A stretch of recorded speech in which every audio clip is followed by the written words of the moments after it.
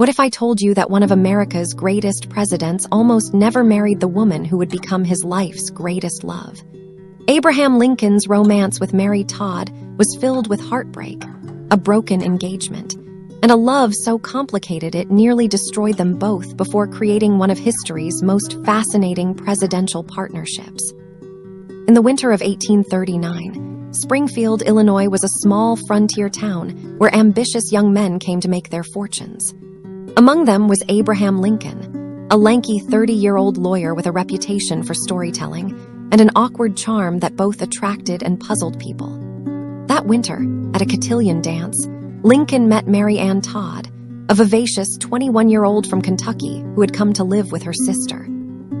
Mary Todd was everything Lincoln was not. She came from a wealthy, established family, was well-educated, socially polished, and had her pick of suitors. She was short and plump where Lincoln was tall and gaunt, refined where he was rough around the edges, and confident in social situations where he often felt uncomfortable. Yet when they met on that dance floor, something sparked between the unlikely pair.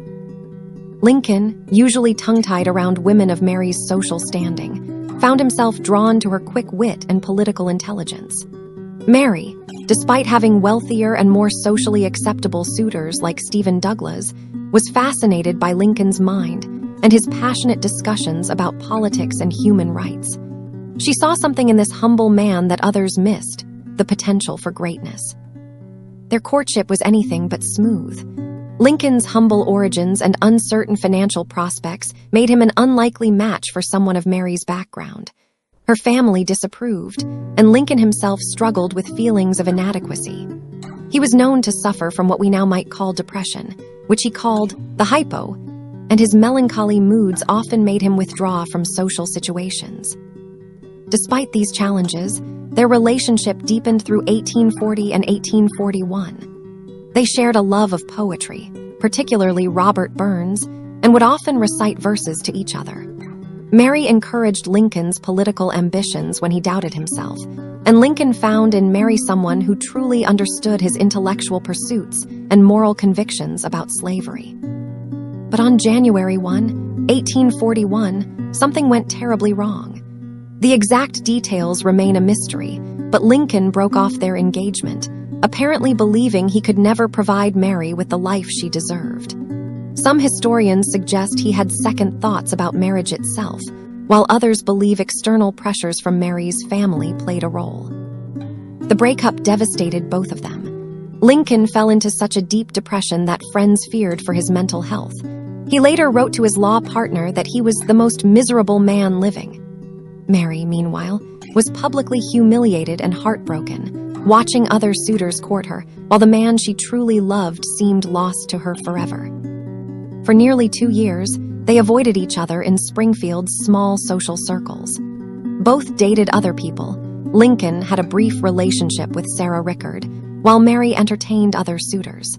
But friends noticed that neither seemed truly happy, and their mutual friend Eliza Francis began quietly working to reunite them. In 1842, Mrs. Francis arranged for Lincoln and Mary to meet again at her home, supposedly by accident. The reunion was awkward at first, but gradually they began to rebuild their relationship. This time, they met in secret, knowing that Mary's family would not approve and that their previous breakup had caused enough public speculation. Their secret courtship rekindled slowly but surely.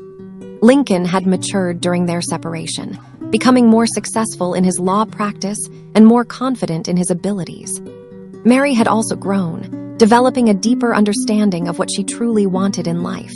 When they rekindled their romance, it was with a more realistic understanding of each other's flaws and strengths. On November 4, 1842, they shocked Springfield society by marrying on short notice. The wedding was so hastily arranged that Lincoln had to borrow a ring, and Mary wore a simple white dress rather than an elaborate gown. When asked where he was going that morning, Lincoln reportedly replied, "To hell, I suppose," showing his characteristic dry humor even on his wedding day. Their marriage was passionate but turbulent. Mary supported Lincoln's political career ambitions fiercely, often pushing him when his natural modesty held him back.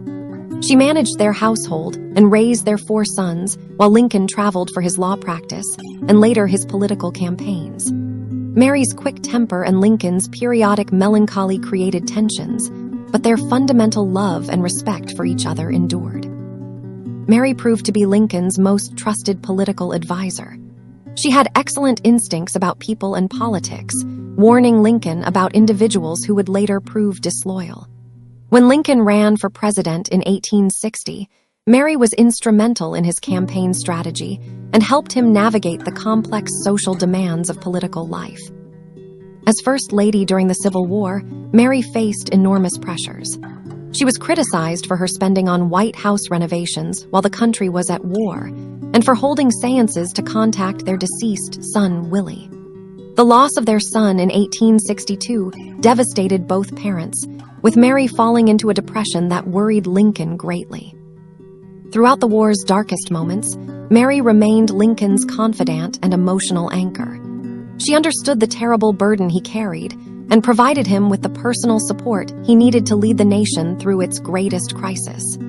Lincoln, in turn, defended Mary against her critics and appreciated her intelligence and political insights. Their love story was tested by the ultimate tragedy on April 14, 1865. When John Wilkes Booth assassinated Lincoln at Ford's Theater, Mary was holding his hand. Her grief was so overwhelming that she never recovered, spending her remaining years in mourning clothes and struggling with mental illness.